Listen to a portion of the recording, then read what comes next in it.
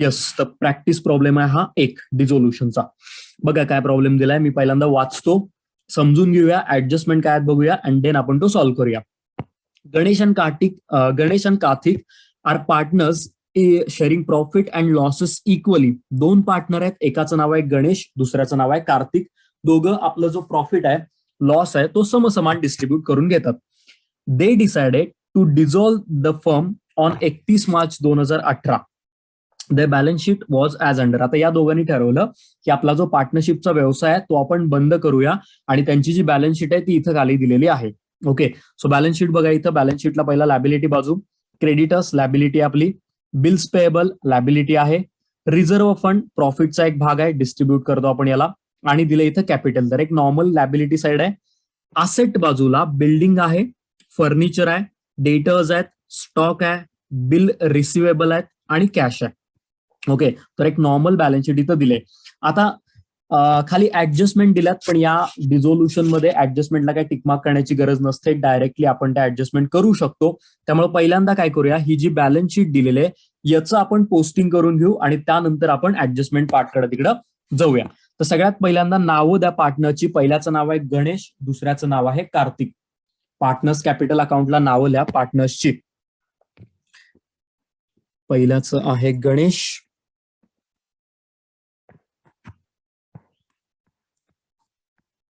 दुसऱ्याचं आहे कार्तिक.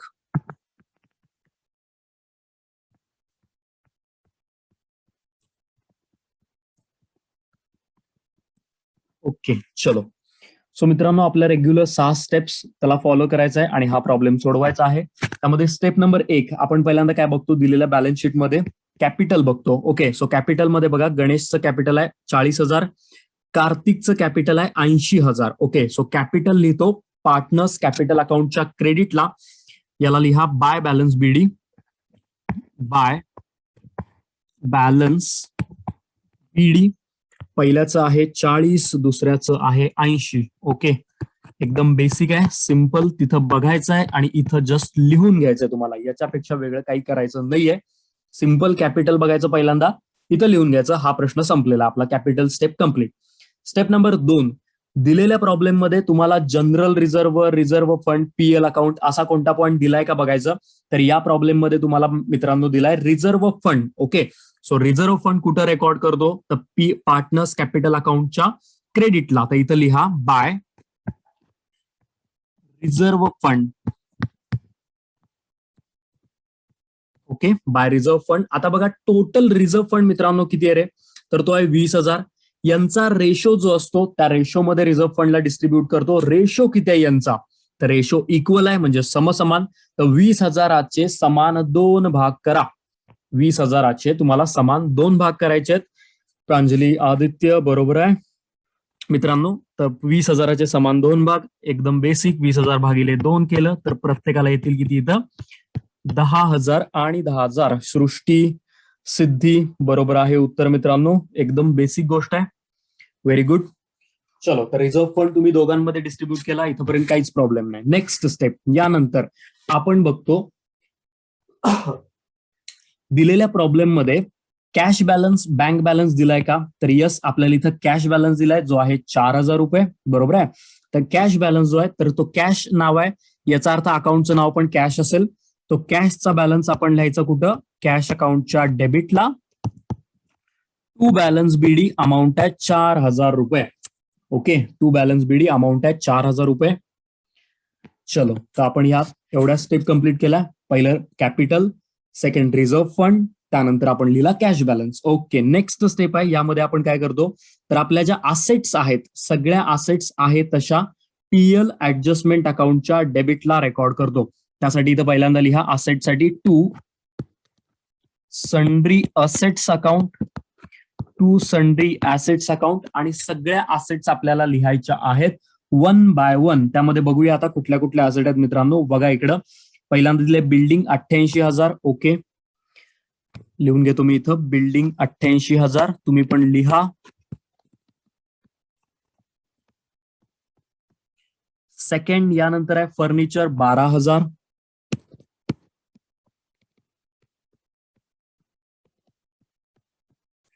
नेक्स्ट आहे यानंतर डेटर्स 32,000.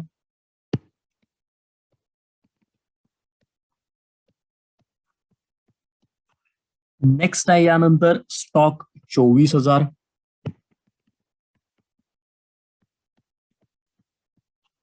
ओके, नेक्स्ट आहे यानंतर बिल रिसिवेबल अमाऊंट आहे त्याची 4,000.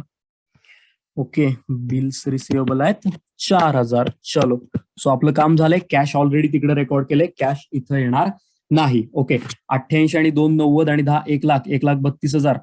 32 आणि 24, 32 आणि 10 42, 42 आणि 10 52, 52 4 56, 56 आणि 4 60, म्हणजे 1,60,000 रुपये येतात का बघा.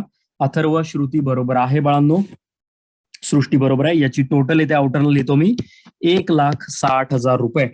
प्रांजली बरोबर आहे. ओके बाळांनो, ग्रेट. सो काय केलं आपण या स्टेपमध्ये, सगळ्या असेट्स आपण बघितल्यात आणि इकडं आहे तशा लिहून घेतल्यात. एकदम बेसिक आहे, एकदम सिंपल आहे. आदित्य बरोबर आहे. आदित्य 1-1 तू कमी का देतोय मगापासून.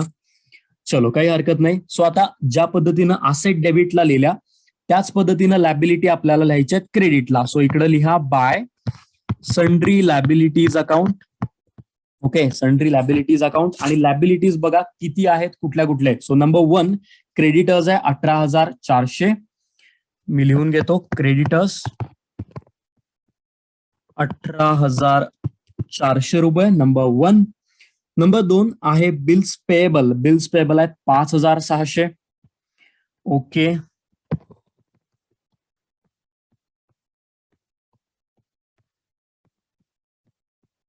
चलो, हे पण झालं. अजून लॅबिलिटी आहे का, रिझर्व्ह फंड तिकडे डिस्ट्रीब्यूट केला, कॅपिटल तिकडे लिहिले. ओके, या दोनच लॅबिलिटी आहेत. 18 आणि 5 23 आणि हे 1 24. आउटरला टोटल येईल 24,000. ओके मित्रांनो, इथंपर्यंत सगळ्या गोष्टी अथर्व, सृष्टी, प्रांजली, अथर्व कुलकर्णी, श्रुती बरोबर बाळांनो आहेत तुमचे उत्तर. Very good. इथंपर्यंत काहीही इश्यू नाही, एकदम वन वे मध्ये प्रॉब्लेम आहे. फक्त आपल्याला बॅलन्स शीट दिलेली शांतपणे बघायची आहे आणि त्यातल्या ज्या गोष्टी आहेत त्या इथं आपल्याला पोस्ट करायच्या आहेत. एवढं एकदम बेसिक आहे, एकदम सिंपल आहे. यामध्ये कुणीही अर्धा मार्क सुद्धा घालवायचा नाहीये एक्झाम मध्ये आपल्याला. ओके, परफेक्ट एकदम डोक्यामध्ये तुमच्या या गोष्टी असल्याच पाहिजे.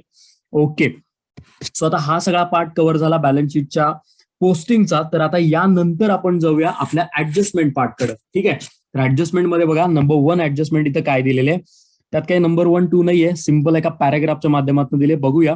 बघा, पहिल्यांदा इथं काय सांगितलंय, हे जे हायलाइट केलेलं सेंटेन्स आहे याच्याकडे बघा. असेट्स वेर रिअलाइज्ड ऍज अंडर. यांनी काय सांगितलं, यांनी असेट्स विकल्या. बरोबर, डिझोल्युशन मध्ये आपण कंपनी बंद करतो, कंपनी बंद करतो म्हणजेच आपण असेट विकतो. सो असेट विकल्यानंतर खालील प्रमाणे पैसे मिळाले. सो काय काय बघा इथंपर्यंत मिळालं, तर हे जे हायलाइट करतोय ना, एवढी इन्फॉर्मेशन यात आहे. येस, इथंपर्यंत बिल्डिंगचे 82 मिळाले, डेटर्स कडून 22,000 मिळाले, स्टॉक कडून 20,000 मिळाले, बिल रिसेबल कडून आपल्याला 3,200 मिळाले. मित्रांनो, पैसे मिळाले म्हणजे इन्कम आपण रेकॉर्ड करतो पीएल ऍडजस्टमेंट अकाउंटच्या क्रेडिटला. तर याला इथे रेकॉर्ड करा बाय कॅश अकाउंट या नावाने. Okay, by cash account.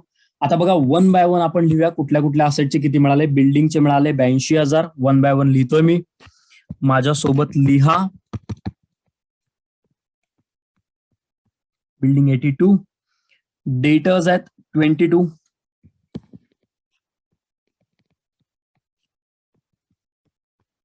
Okay.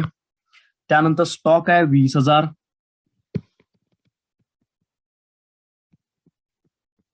Okay, त्यानंतर आहेत BR 3,200.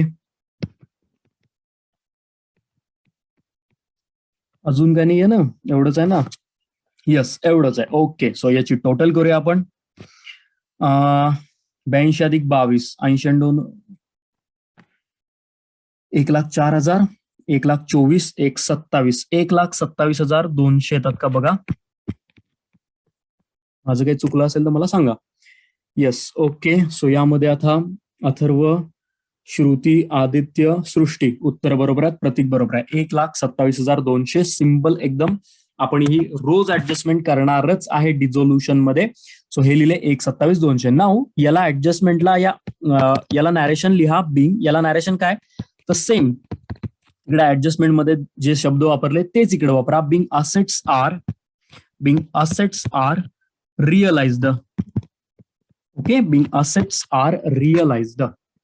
चलो ठीक आहे. ओके, सो नाऊ हा पहिला इफेक्ट आपण याचा कंप्लीट केला. याचा आता करूया आपण दुसरा इफेक्ट. याचा आपण करूया आता दुसरा इफेक्ट. बघा, कॅश अकाउंट 1,27,200 आहेत.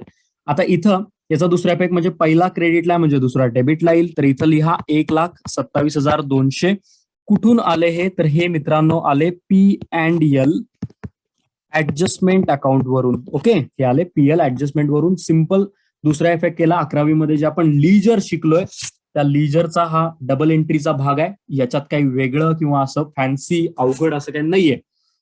ओके, सो ऍडजस्टमेंट ही जी आहे ती इकडे मित्रांनो आपण कंप्लीट केली आहे. रोज प्रत्येक डिझोल्युशनच्या प्रॉब्लेम मध्ये ही ऍडजस्टमेंट असणारच आहे. ओके, चलो नेक्स्ट बघूया. And Ganesh agree to take over furniture at for ₹10,000. आता बघा काय झालं. गणेश नावाचा जो आपला पार्टनर आहे तो म्हणला की मी फर्निचर घेतो ₹10,000. ठीक आहे, गणेश जो आहे तो आपल्याला म्हणला की फर्निचर घेतो मी ₹10,000. ओके, गणेश फर्निचर 10,000ला घेतोय. याचा अर्थ तो आपल्याला 10,000 देणार आणि फर्निचर घेऊन जाणार. म्हणजे 10,000 आपल्याला मिळाले म्हणजे तो आपला इन्कम. इन्कम आपण रेकॉर्ड करतो PL ऍडजस्टमेंटच्या क्रेडिटला. तर इथं लिहा बाय गणेश कॅपिटल अकाउंट त्याच्या नावाने. ओके, ₹10,000. ओके, ₹10,000. याला नरेशन लिहा being furniture taken over. Okay, being furniture taken over. त्यानं काय केलं तर आपल्याकडून फर्निचर घेतलंय फर्म कडून, पार्टनरशिप फर्म कडून त्यानं फर्निचर घेतलं. ते आपण इकडे रेकॉर्ड केलं. चलो, तर हे झालं. सो नाव याची करूया आता डबल एंट्री.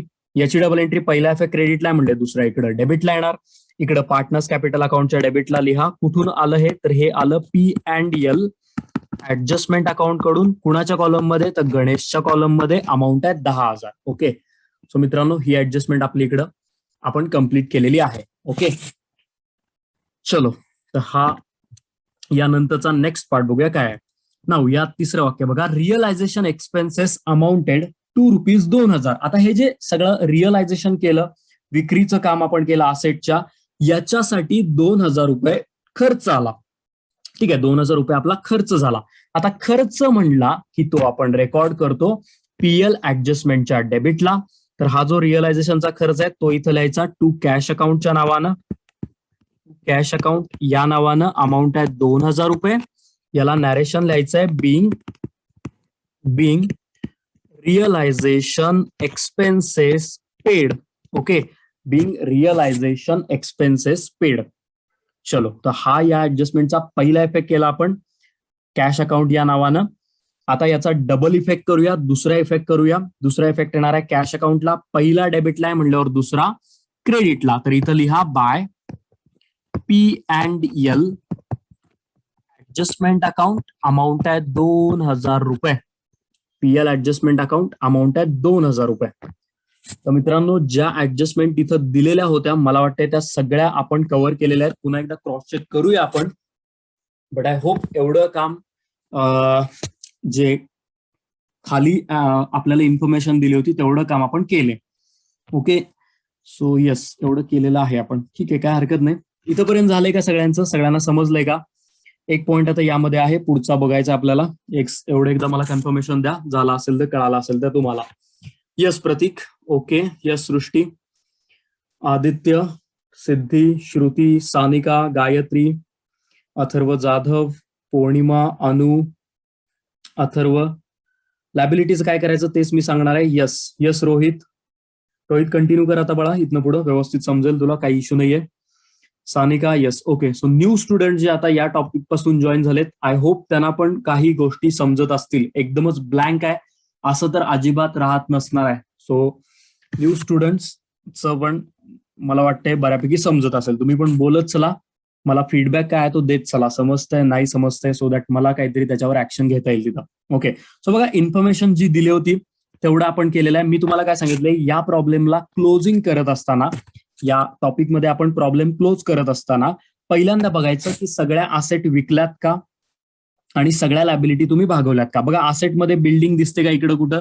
येस, बिल्डिंगचं काम झालं. फर्निचर दिसतं का? तर येस, फर्निचर यानं घेतलं. देन डेटर्स दिसतात का? येस, डेटर्स आहेत.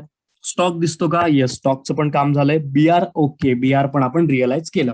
सो असेट्स ज्या आहेत त्या सगळ्या असेट्स आपण रिअलाइज केल्या, एवढं तर आपल्याला क्लिअरली इथं डोळ्याला दिसतंय. लॅबिलिटीजच्या मध्ये बघा 2 लॅबिलिटीज आहेत. एक नंबर आहे तुमचा जी आहे तुमची इकडं क्रेडिटर्स आणि आहे बिल्स पेबल. या लॅबिलिटी या बाजूला कुठं भागवलेल्या दिसतात का? पे केलेल्या तुम्हाला दिसतात का? तर नाही. ओके, याच्या रिलेटेड कुठे ऍडजस्टमेंट दिलती का तुम्हाला की लॅबिलिटीज पे करा म्हणून? या आपण एवढा सगळा पॅराग्राफ वाचला, यामध्ये तुम्हाला कुठं ऍडजस्टमेंट मध्ये सांगितलं होतं का की लॅबिलिटीज मध्ये क्रेडिटर्स आणि बिल्स पेबल पे करा? तरी त्यांनी तशी इन्फॉर्मेशन दिलेली नाही. तरी पण मित्रांनो, लॅबिलिटीज ज्या आहेत त्या डिझोल्युशनच्या वेळेला लॅबिलिटीज आपल्याला पे कराव्या लागतात. जी 2 कर्ज आहेत आपली, क्रेडिटर्स आणि बिल्स पेबल, हे देणं जे आहे ते आपल्याला द्यावं लागेल. सो ते लाईक कंपल्सरी आहे डिझोल्युशन मध्ये. सो आपण ते पे ऑफ करूया. बघा 2 लॅबिलिटीज मी भागवणार आहे, 2 लॅबिलिटीजचे पैसे मी देणार आहे. याचा अर्थ तो आपला असेल खर्च.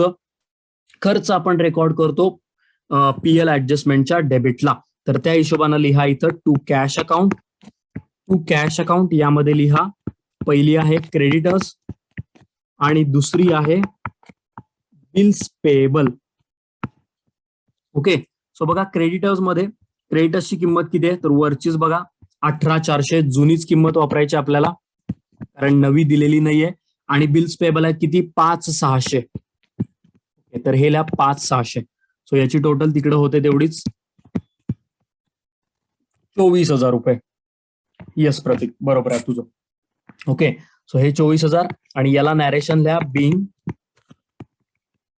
Liabilities are paid. ओके, याला नॅरेशन लिहा, बिंग लॅबिलिटीज आर पेड. मित्रांनो, डिझोल्युशन मध्ये कायम लक्षात ठेवा, लॅबिलिटीज जरी त्यांनी इन्फॉर्मेशन, जरी त्यांनी ऍडजस्टमेंट मध्ये सांगितलेलं नसलं लॅबिलिटी पे करा, तरी सुद्धा तुम्हाला लॅबिलिटी पे करायची आहे. सिंपल याच्या मागे लॉजिक आहे की पार्टनरशिपचा जो बिझनेस आहे तो आपण बंद करतोय. ओके, आणि बिझनेस बंद करत असताना आपण आपल्या सगळ्या असेट्स विकत असतो आणि आपल्या ज्या काही लॅबिलिटीज आहेत त्या लॅबिलिटीज आपण पे करत असतो. त्यामुळं आपल्याला हे देणं जे आहे आपलं ते द्यावं लागेल, म्हणून आपण याला इथं लिहिलेलं आहे. उद्या कदाचित रिव्हिजनला बसल्यानंतर असं तुमच्या डोक्यामध्ये येईल की ऍडजस्टमेंट नसताना सुद्धा आपण इथं कॅश अकाउंटची एंट्री का केली? तर त्याचं लॉजिक आपल्या कन्सेप्टमध्ये आहे. ओके, की आपल्याला बिझनेस बंद करायचा आहे, देणी सगळी पे करायची. ओके, सो नाव याचा दुसरा इफेक्ट करूया. पहिला इफेक्ट इकडं कॅश अकाउंटला या नावाने होता, तर इकडे या कॅश अकाउंटला येईल. कुठून आलं हे? तर हे आलं P&L ऍडजस्टमेंट अकाउंट वरून. किती रुपये आहे ते? तर ते आहे 24,000. बरोबर आहे ना? येस, ते आहे 24,000. तर मित्रांनो, हा प्रॉब्लेम जो आहे तो आता आपला कम्प्लीट झालेला आहे. आपण आपल्या सगळ्या असेट विकल्या, सगळी देणी भागवली, सगळ्या ऍडजस्टमेंट केल्या. So now it is clear. Okay, so आता बिंदास्त आपण याला क्लोज करू शकतो. सो क्लोज करूया. बघा यामध्ये कोणती बाजू मोठी येते? डेबिट मोठी येते का क्रेडिट मोठी येते? जरा बघा. मला वाटते डेबिट मोठी यावी. 1,60 आणि 2,62, 60 आणि 2, 80च्या 84, 86, 1,86,000 रुपये येतात का? बघा, 1,86,000.